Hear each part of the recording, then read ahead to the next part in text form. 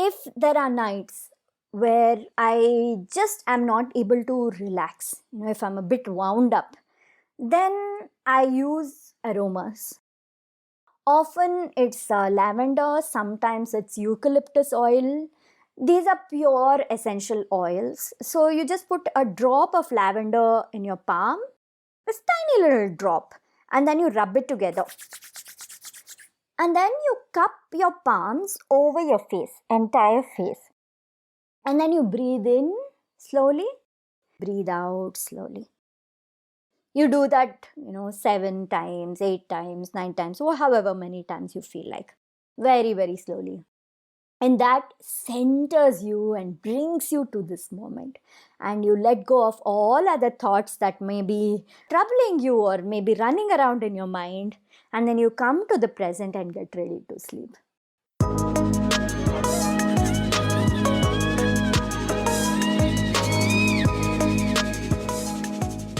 Hello, hello, hello! Welcome back to the Feel Good Factor. I'm Susmita Veganosaurus, and I'm so glad you could join me here today.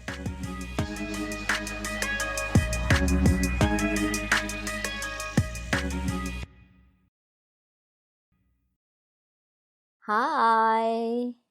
I hope you had a lovely weekend.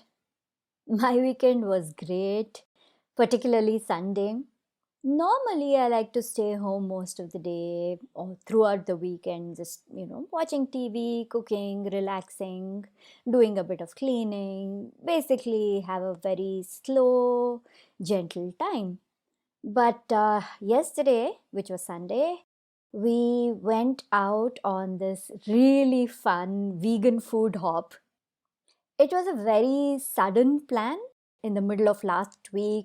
Somebody floated the idea of walking from place to place in a particular area and eating food and walking and eating and then just enjoying the whole process as a group. I got so excited when I heard that I just jumped on the idea and planned everything and just put out a vote on the group saying, let's do it this weekend. Who would like to do it on Saturday or Sunday? And a lot of people voted for Sunday. So the plan just got fixed and it just fell into place so easily. It was a nice, cozy, good sized gang. There were about 8, 9 of us. Some people were joining in the middle and leaving, but the rest of the core group, we stayed from the morning until quite late in the night together. And oh, it was so much fun. The thing is, in South India, it's ridiculously easy to be vegan. A lot of our local foods are vegan anyway, like idli, vada, dosa, shavge bath, and so many things. So many of our local foods are vegan by default, unless somebody adds butter or ghee on top. The recipe, the basic food itself is vegan. So it's really easy to just hop from one local adda to another, one small little place, eat a little there, then walk and go to another little place, eat there, and then visit one more. We didn't even have to look specifically for vegan restaurants or vegan friendly places. But the beauty is that nowadays, Bangalore's become super vegan friendly, and it's come a long way in the past maybe 6, 7 years. The way it's grown, and particularly right after the pandemic, the number of new vegan businesses that have cropped up, oh my God, we are just spoiled for choice. So yeah, it was a lot of fun, and what I really appreciate is how the group came together. Everybody was easygoing. There was no fixed schedule as such. We just decided to meet at one place, and we had a few places loosely in mind, saying, okay, we'll go here, here, here, here, here for brunch, here for lunch, here for evening snacks. And that way, we just had a very rough idea of the places we wanted to visit, but we decided that, okay, once we meet up, we'll take it easy and go with the flow. And it went really well. And in fact, unexpectedly, one of the places we visited, which is Bangalore Creative Circus, they had a weekend farmers market. So, apart from eating at their canteen, we managed to visit a bunch of small local stalls, local sellers, and even there, the number of vegan options were quite, it was pretty cool to see. We had cakes, cookies, ice creams, which are traditionally not vegan, but vegan options were available. And of course, there was bread and puddies and pickles, those things which normally tend to be vegan anyway. It was a lovely experience yesterday, and oh, how much walking we did. I'm like, at the end of the day, I was like super tired out, but in a good way, right? Like, not drained, but just exhausted in a really, really good, fulfilled, and light way. Anyway, that was my experience. And, if you're in Bangalore and you're listening, send me an email to the feelgoodfactor at veganosaurus.com if you would like to join the next food hop, because we had such a great time that we decided we have to do this maybe once a month or once in 2 months or something like that. So we're definitely going to do this across different areas of Bangalore. So if you're in town and if you would like to join one of the food hops, just drop me an email and I'll send you the details about it. Anyway, coming to today's episode, one of the first episodes I did, this is way back in 2019, December, when I launched the podcast. Oh, 2019, right? It's like, wow, I can't believe it's been so many years already since the show began. But anyway, so when I launched the podcast soon after that, one of the episodes I did was about morning rituals, and I'd shared the kinds of things, the kinds of activities that I involve myself in as I start my day. Some of it has changed, some of it has stayed the same, but the basic idea was about being mindful and slowing down and, easing into the day versus just jumping into work and going straight, from waking up into active mode. Do listen to that episode if you're interested in learning more about morning rituals. It's episode number 4 on the show. It is one of the earlier episodes on the show, so it isn't perfect. I was still learning the ropes of how to run a podcast. But yeah, I've shared a lot of useful tips in that, or what people told me were useful tips in that. So if you'd like to know more about morning rituals, just listen to that. But the episode now is about nighttime rituals. Because I realized, hey, I've done morning rituals, but I've never spoken about nighttime rituals. And those are so important. What you do at night before you fall asleep makes a world of difference on the quality of your sleep and how well you sleep through the night, how long you're able to sleep without disturbance. And believe me when I say that I am not one of the most healthy sleepers. I'm a very light sleeper. That's just genetically who I am. The lightest sound, lightest disturbance, and I just wake up. And for years, it took me ages to get back to sleep once I woke up. So I knew that I had to make some changes. I see a huge difference when I've had a good solid night's sleep. The way I am as a person on the next day is very, very different from who I am on the days where my sleep has been disturbed in some way. So, sometime in the middle of last year, I decided to consciously develop a few healthy habits before going to bed. And those have been quite beneficial, I'll say. I'm not saying it's made my sleep perfect. I still have a ways to go before I reach that. But I have more nights of good sleep than I used to before to begin with. And if I do wake up in the middle of the night for anything, I'm able to fall back into sleep again a lot quicker than I used to before. Also, in the night before falling asleep, I used to just be awake for quite some time before even being able to manage to fall asleep. But now I'm able to fall asleep pretty quickly. I get into bed and I read, and I'm just asleep pretty soon after that. So that's a huge thing for me, huge step. So, if you are also someone who struggles a bit with getting a healthy, good quality, good night's sleep, then maybe what I share today might help you if you put these practices, some of these or all of them, into place. Now, I'd like to clarify when I use the word ritual, I don't mean religious ritual.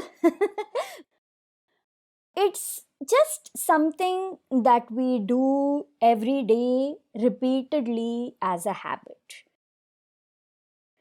Something that indicates to our brains that yes, now we are winding down and it's time to fall asleep soon. So, to start with, I I hope everybody does this, but I know not everybody has the healthy habit of brushing their teeth at night before bed. But cleaning your mouth in some way. I mean, even if you aren't brushing your teeth, one thing that's important is at least to rinse out your mouth well and use a tongue scraper, a tongue cleaner, because when you have a clean mouth, some freshness there, it actually helps a lot in relaxing you versus having that little bit of aftertaste of your dinner or whatever it is you have eaten. Some things just stay in your mouth, right, for a few hours, that light bit of taste, and getting rid of all of that, it really helps to freshen you up and relax you a bit. Along with that, if you are able to do a little bit of a gargle, a throat gargle, that helps too. I use this mixture of a little bit of apple cider vinegar, a little bit of lemon juice, some pink salt, and then lots of water. Mix that up, and then that is my gargle mixture. And I always use that before I do my brushing and mouth rinsing in the night.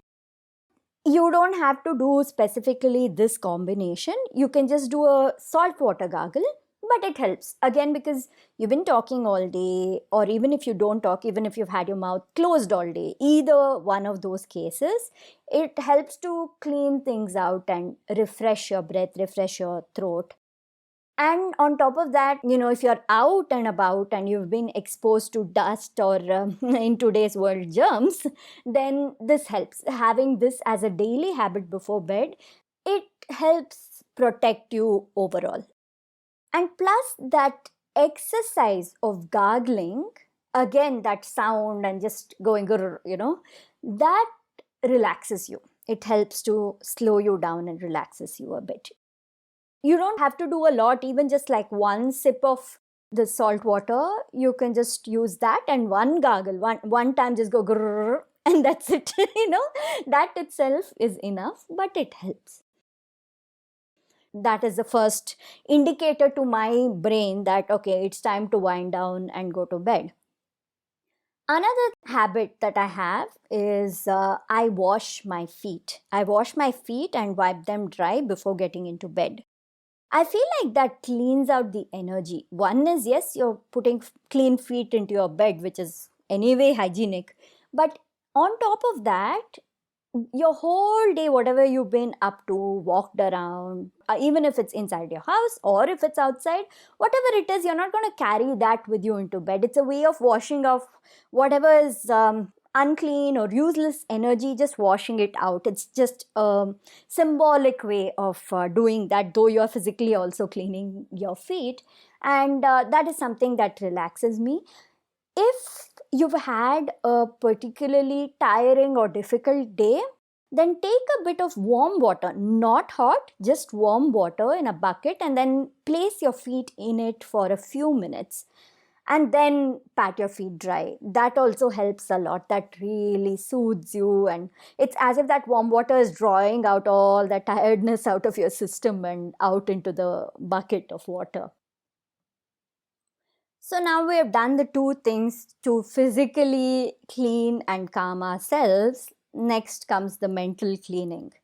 And it's extremely important that, I'm sure you're tired of listening to this. It's a known thing, but I will repeat it anyway. Disconnect digitally, disconnect from the internet particularly.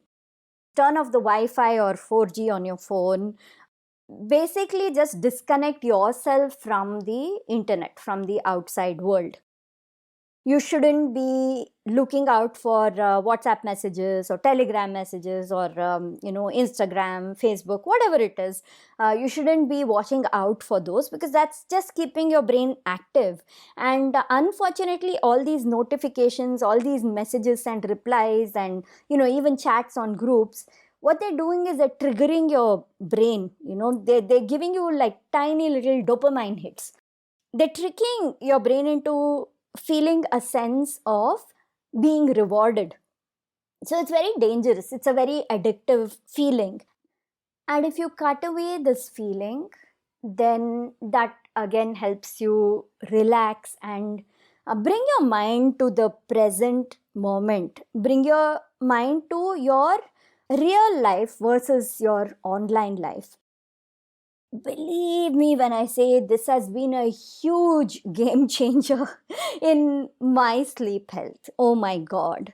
So, turning off the internet, disconnecting at a certain point, at least an hour before you go to bed, minimum, will make a world of difference. But even if you can't do it an hour before bed right now, you can ease into it. Start with at least half an hour and then build up and go further up and see how long of a gap you can give before you going to bed and being disconnected from the internet.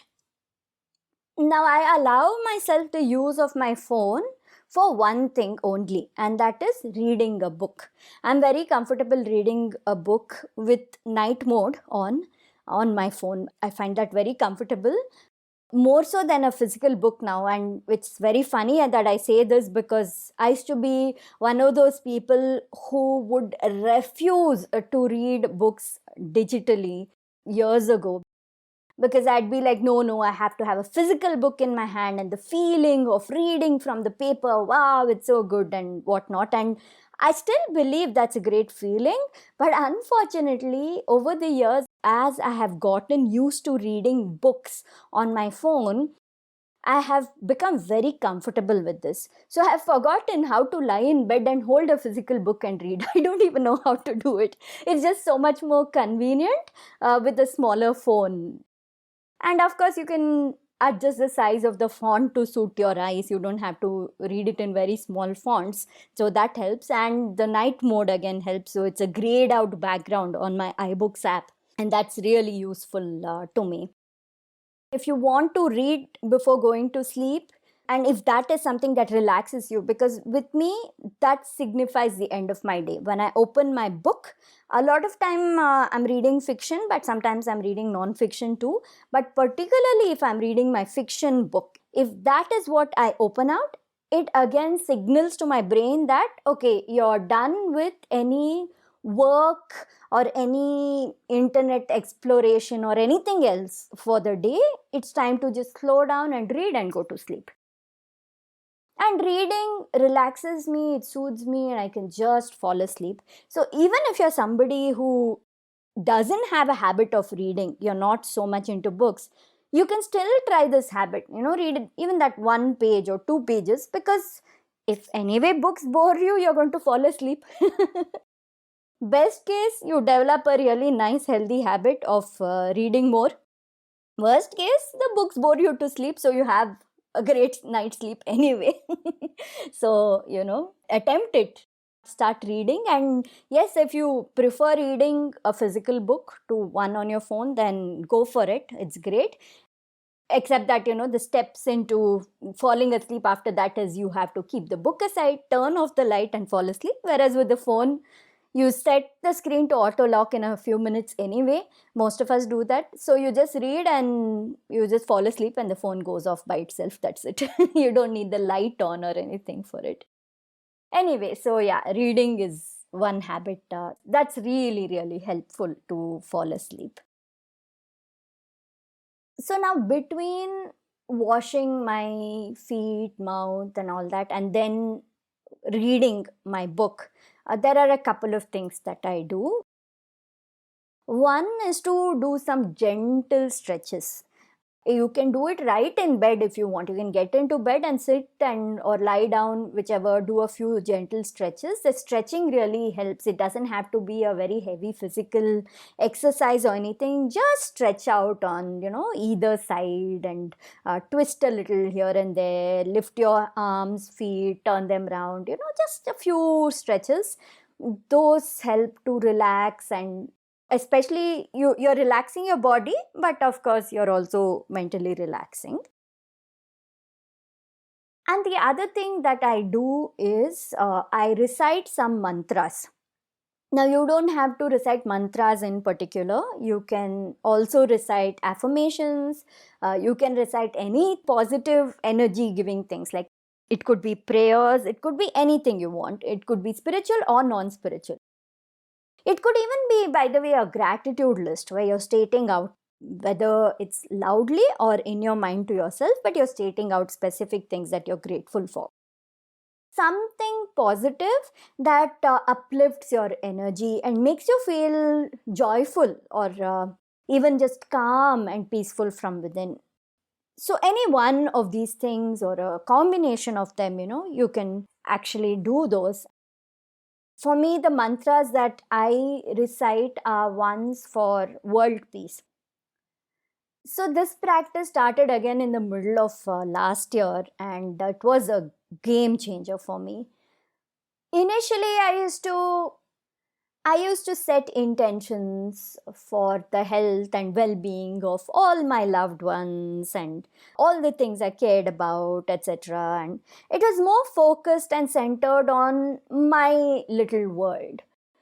But one of my gurus, she mentioned to us, as a part of this class that I attend, she mentioned to our group that when you are praying for, or when you're wishing for the well-being of only your loved ones, your family or your friends, or even things like your home, your business, whatever it is, when you're asking only for the well-being, the good energy for these specific people or this particular area of your life, you're severely limiting yourself.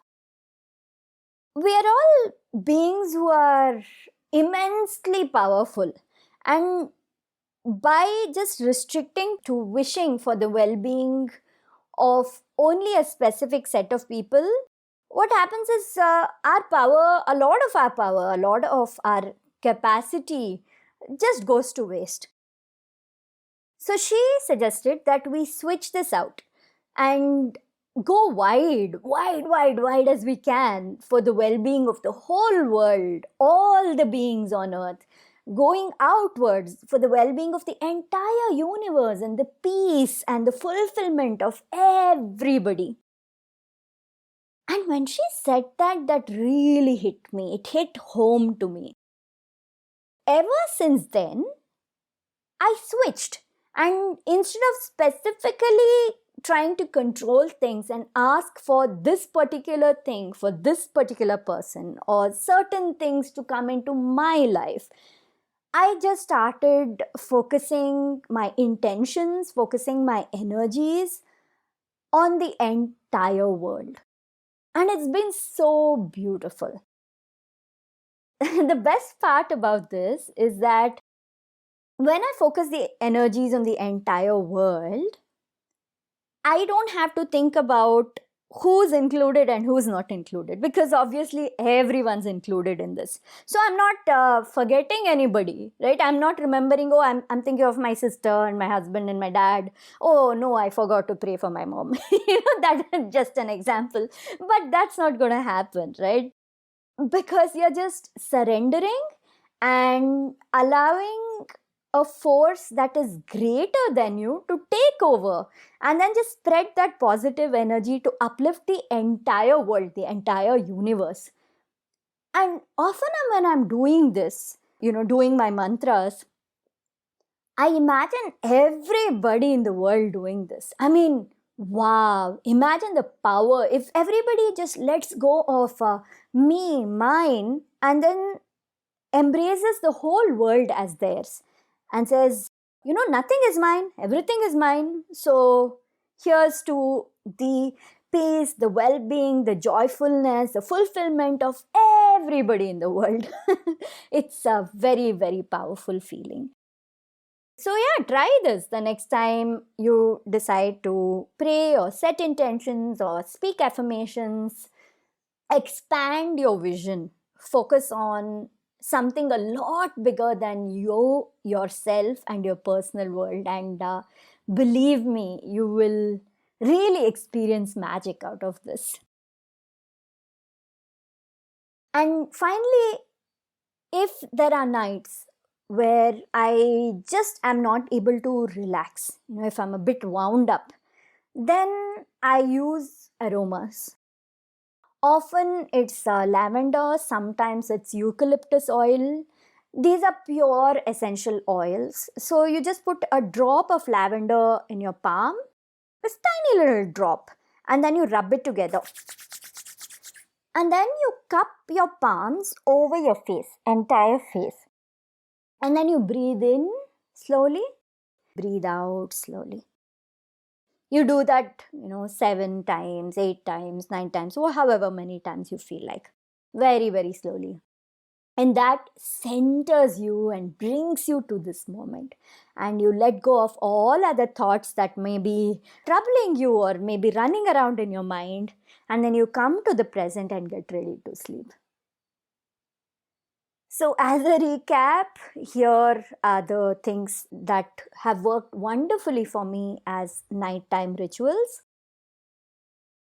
One is disconnecting from the internet, disconnecting digitally, turning off all notifications and cutting myself off from the world. Next is cleaning my mouth using a tongue scraper, doing a bit of gargling, completely freshening up my mouth. Then either just washing my feet or, if required, soaking them in warm water for a while and then tapping them dry. Next, some gentle, relaxing stretches to just relax my body, stretch it out, and make it feel loose and comfortable. After that, reciting some powerful mantras or affirmations or listing out the things that I'm grateful for. Preferably making a list and sticking to that and repeating the same thing every single day. That's what makes it ritualistic and makes you feel comfortable in it. And again, more strongly signals to your brain that it's time to relax and go to sleep. And on days when I particularly need an extra boost of relaxation, using essential oils, particularly lavender is very, very soothing. So just putting a drop on my palm, rubbing it, and then breathing it in slowly and deeply a few times by cupping the palms over my face. And then finally, just reading and slowly drifting off to sleep. I hope all these nighttime ritual pointers are very useful to you. Apart from these practices as a daily ritual, there are a few more things which could help you with getting a good night's sleep. Not having tea or coffee after, at the most, 3 o'clock, 3:30 in the afternoon. Beyond that, don't have tea, coffee, any caffeinated drinks at all. That again was a game changer. I used to drink tea every day at 5:30, 6 o'clock or whatever, and oh god, stopping that helped me fall asleep a lot faster and stay asleep a lot longer. If you want to have a warm herbal tea in the night, then chamomile tea or lavender tea, these two help a lot. And at some point in your day, to any of your food or even a beverage, topping it with a little bit of grated nutmeg helps to improve the quality of your sleep. So yeah, these are all the things I can think of right now to help with really good, comfortable, long sleep cycles. And even if you wake up in the middle of the night for anything, you will be able to fall back asleep a lot more smoothly, a lot more easily and quickly. So do put these practices into place and follow them for a while. Some of them, all of them, of course, it's totally up to you to develop your own nighttime, healthy, gentle rituals. And once you do, I would love to hear back from you. Let me know what you thought, how you felt, what it is that you've been putting into practice, what's working for you, what's not. I always love to hear back from my listeners. So, yeah, drop me an email at thefeelgoodfactor@veganosaurus.com. And that's it for today. Thank you so much for listening to this episode of The Feel Good Factor. I'm Susmita Veganosaurus, and I'm looking forward to talking to you again very soon. Bye!